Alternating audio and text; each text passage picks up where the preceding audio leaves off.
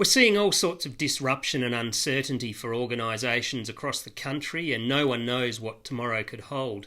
For those in sectors such as hospitality and indoor fitness, work has all but disappeared with barely any notice. Meanwhile, certain essential services are being overwhelmed with work and a whole range of related pressures, and many organisations are being forced to continue doing the same sort of work, but under very different working conditions, and that requires some very rapid changes, like working from home and communicating in different ways. My name's Simon Shepherdson, and in this second podcast with workforce strategy specialist Mapien, I'm talking to Associate Director Blake Redding about ways in which managers can address some of the common questions that are being raised in the sudden and unexpected new world of work. Firstly, as an organisational psychologist, how would you describe the psychological impacts that COVID-19 is having on people? In trying to appreciate the psychological impact of COVID-19, there's two key concepts that come to mind. Firstly, crisis fatigue. So what I mean by this is that in a crisis or an emergency event, there's a predictable way by which humans respond emotionally. So as it's coming towards us and we've got some intel that it's going to hit, we'll tend to be pretty stable, a little bit in denial, assume everything's going to be okay. The emergency hits and we move into a high state of emotion that's really driven by beating the emergency. So hero behaviours, or this peak behaviour where we're determined to beat it. We come together as a community, we fight together, and it's peaking, it's tiring, and it's not sustainable. Where bushfires might last a couple of weeks or even a couple of months, as we've seen, the regionalisation of them gives you the capacity to team on and team off. And when it ends, or a cyclone that might be a couple of days, or a flood for a week, the people involved, once it finishes, really become exhausted. And those who are majorly affected have lost something through that event. The recovery begins, and there's usually some false starts where what we used to work doesn't work anymore, and we move forward and then slip back. But usually after about a 3 to 6 month period, we will find a sense of normality. We can experience trauma through reminders or anniversaries, but tend to that 3 to 6 month period is what it takes to go from beginning to end. The crisis fatigue is kicking in right now, in a sense that hero behaviours have started, and there's no idea of how long these hero behaviours have to last. Secondly, uncertainty fatigue. So uncertainty fatigue is something that really stems from humans hating uncertainty.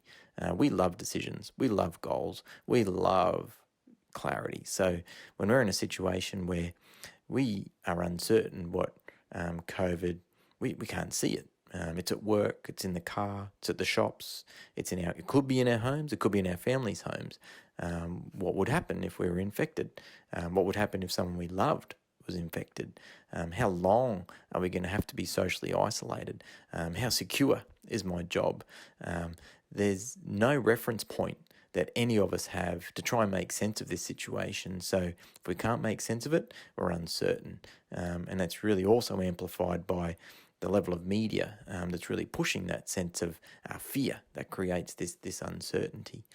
So with those concepts in mind, and it gives a sense of the scale of impact, and for me to help people and working with businesses to psychologically transition to a better place, I think is really about unlocking from a sense of emergency and moving to a place of acceptance that we really need to accept that we've got a new workforce who have just started a new job in one of the toughest economies that will ever be experienced, and in a business that will be doing things in a way that's never been done before. So if there's that level of acceptance, that will help businesses start to transition psychologically into a space of, so in this new marketplace, it is what it is. What's our strategy going to be? What's our plan going to be? And what does that mean for our people? That is going to be what I think will help people build a bridge between this uncertainty and crisis fatigue, and essentially accept the uncertainty and move to a place of acceptance so that we can start to engage more innovative, creative resources that our brains can unlock when we start to become empowered and build a sense of control to better move forward. And with so much uncertainty, how do I as a manager tell my people what's going to happen when I don't even know the answer?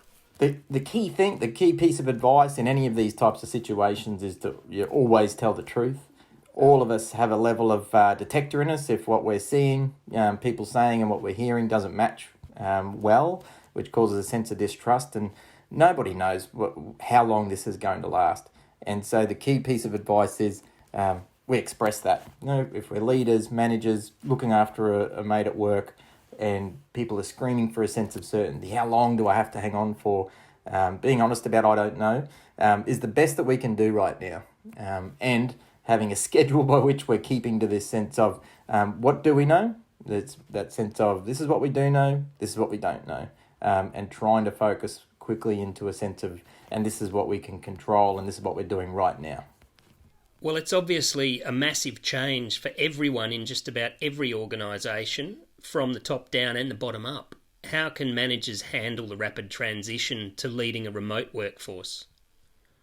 Sure, that the rapid shift to working from home is something that I hear people refer to as, is this going to trigger the future of work?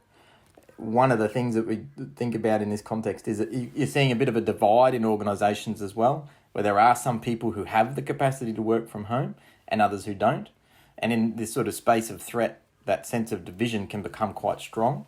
So initially, as a manager trying to manage that scale of change, finding a way that we can continue to share the burden as a group is going to be critical to reduce the impact of that divide. And then where we do have workers at home, there's some really key aspects in terms of what the habits that we want to look at, and that is regular and scheduled contact. So we're 2 weeks into this, it's ripped the Band-Aid off. There's a lot of change and people are frantic. So most managers don't have time for what is recommended to support a working from home workplace. But initially that sense of we know when we're going to check in, we do some preparation for it. That is something that really gives people a sense of control in this uncertainty. The other aspect is that people, when they're working from home, will have a sense of, I want to be adding value and I want to be contributing, to what's important. So we have to really clearly connect the dots between the task and the value. And also with that sense, people might need help along the way and the manager will become a real bottleneck. So it's great for us to be able to identify who's our buddy or who are people in the team that I'm going to tap on the shoulder for help if I need it, to reduce that burden on the manager. The other aspect is, the word I use often is psychological safety. And what it really is that people are comfortable saying what they're feeling and being themselves without fear of judgment. That's an absolute cultural aspiration, in any team and organisation. So in this frantic chaos mode, our focus will be on task. To build a sense of psychological safety, there's a real important that we do prioritise a sense of how are you going? How's this really affecting you? No, tell me, how's this really affecting you and what's important to you right now? And if we generally listen hard into that starts to build a sense of social connection over the internet that people are really going to need to help start managing better and reducing the burden of the chaos on the management groups at the moment. I guess the other part is that connectivity, over the internet is one thing, but creating a genuine emotional connection is what we've got to create. And I don't think there's a do this and it will come. It's more of put the question out there and try ways for people to be able to share stories about their experiences. That's how humans have connected, from day dot, and we'll continue to connect around our personal storytelling.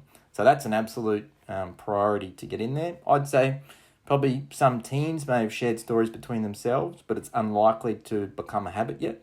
So it's something to really put on the front foot on our teams to try a way for people to have essentially a campfire conversation about what's going on for them in the working experience today. Blake, you keep mentioning this idea of chaos and stress. If there are certain people within my team who really are suffering from the stress and may continue to do so in the weeks and months ahead, how would I address that? You're right. And I think in terms of a lot of the conversations I'm having at the moment is with people who are trying to get people to do what they want. And what we're tending to find is that we tend to transfer a lot of our own stress onto others, which is very much through the lens of, if they do this, I will feel better. So where we need to angle it from, the good thing is there's a genuine, structured, effective way to speak with people when they're stressed.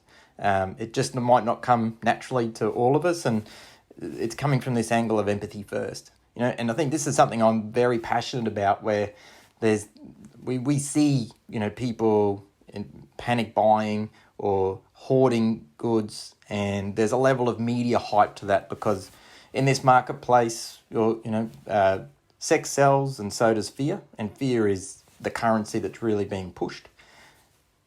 That's a good way to look at and think let's suspend the judgment, respect where people's behaviours, styles are coming from, and if we come at it from a lens of empathy, that's really about trying to understand what's going on for the other person.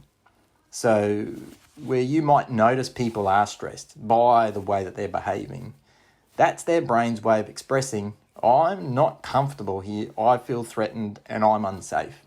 And that also means they're not probably going to be doing tasks as well as you want them to be. So the empathy interaction is critical to help acknowledge that emotion and get people into a place where they actually want to do something that's going to get them feeling productive and a sense of achievement. So that empathy piece is, when we see it using that as feedback, as what could be going on for them, what's going on for me, that sense of reflection. And then we step in with that sense of, hey, I'm noticing this. It looks like, or it sounds like, or perhaps you're sounding quite stressed in the way that so sometimes we can refrain from putting it out there. But actually, if you've got the courage to step in and say, I think you're feeling this way, people will correct you if you're wrong. And then if they're right, they're going to go, darn right, I am extremely stressed. And they're going to tell you a story. They're going to tell you why, and you're going to nod your head and you're going to listen, and that's going to feel better for them. And then that's going to get their brain into a space where they're ready to problem solve. They're ready to talk more about what's the most important thing for me to be doing right now. And so that's where psychologically people who are stressed can start to move into a place of problem solving. And then once we start to solve problems, we get these mini oxytocins rush that's sort of giving us that motivation and drive to keep moving forward. So long answer, empathy. But empathy is a skill, yeah. We can absolutely look at this situation with empathy. And I feel that is the vaccine for the neurological contagion that's coming with COVID. And obviously you can show far more empathy in a face-to-face situation than you can if you're communicating sort of online or, over the phone, something like that. What are the sorts of solutions we can put in place to handle that fact that we can't have that face-to-face time at present? Sure.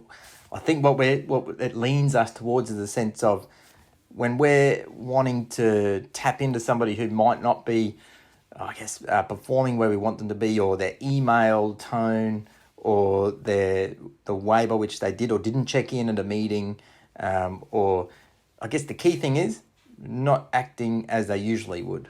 And that in this 2 weeks into the period, we're all not acting as we usually would, but we're listening in for those moments where people who are usually quite jovial, with a sense of humour, contributing to the team in that way, when that stops, that's where we might start to check in with some empathy. Or if there's people who are usually quite open and expressive emotionally and really, can be a little bit teary or that type of style, it's when that stops. So it's where your persona of someone is starting to notice they're just not themselves anymore. That's the feedback, to kick in with that type of conversation. With all these new challenges that we're facing, the focus is very much at present on COVID-19 and nothing else. And there's a big potential that in such situations, existing issues could get forgotten or missed. For example, let's say one of my staff is a victim of domestic and family violence. How can I expect them to work from home? I think you're sort of tapping into it's going to be one of the most challenging threats of the COVID-19, in the sense that we've got children coming to school and it's safer for them to be at school than at home, and we're facing a sense of forcing them into a place where they're going to have to be working from home. Domestic and family violence, is predicted to rapidly increase almost threefold in Australia. There's already been reports of the rapid increase overseas. So this is a significant issue and a delicate one, and for me to provide advice on that is really that sense of, if a manager or a team member becomes aware or understands that there might be a domestic and family violence challenge at hand, it's really, firstly, the key principle is to be led by the person, because they will know what's safe and unsafe. And sometimes if you may try too hard to intervene or explore, it could do more harm than good. So there's the empathy conversation that I mentioned earlier, that is the best possible way to let somebody know that you are noticing, something that isn't themselves anymore, and you're concerned for them, and whether there might be anything in their working environment that might need to shift, or creating a stronger level of challenge than it usually would. That's probably as strong as an intervention could be. And if you have that inkling, have that conversation, and there's some excellent resources available at reachout.com, that is really driven by trained professionals in this area, who will be rapidly adjusting some of the ways that their advice and services are delivered to really help keep up with the shift that's unfortunately going to emerge. Yeah, that is a really concerning one, Blake. There's obviously going to be a period of adjustment, but if we're in this situation for months to come, one of the common criticisms about working from home is that the boundaries between work and personal life start to become very blurred. How should managers and individuals kind of handle this situation? So a couple of things come to mind on that one. One's inspired by a conversation I had with an executive team recently, where they are on the front foot thinking about how are we operating as a leadership team, and really setting the tone for the future of work that is now.